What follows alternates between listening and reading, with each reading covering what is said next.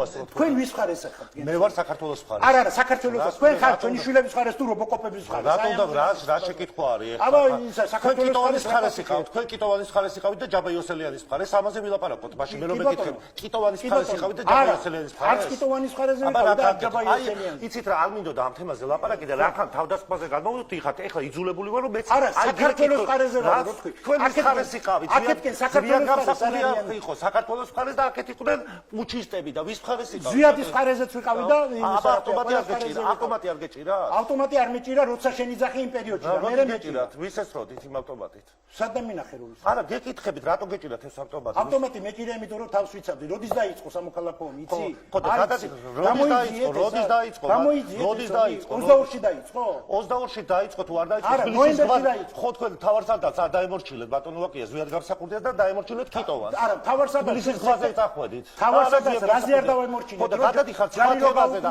არა, მომგებიანი არ არის ეს თემა თქვენთვის და რატომ ელაპარაკებით ეხლა? ჩემთვის კი არა. განმოდიხართ თავდასხმაზე და მე თქვენ რა უნდა მითხრათ ბატონო აკია, იმის გამო რომ თქვენ და სხვა ადამიანებად ახალგაზრდობა შეგვიცვალეს და მომავალი მართლა წაგვართვეს.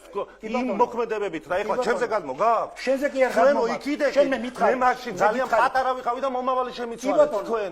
მე არაფერი მომავალი არ შემიცვლია. აბა ვის შეცვალა? სიტუაცია იყო ეგეთი რომ ანე მხარეს უნდა ყოფილიყავი და საქართველოს მხარეს ყოფილიყავი. საქართველოს მხარეს ვიყავ. და ზვიად გამსახურდია გააგდეთ.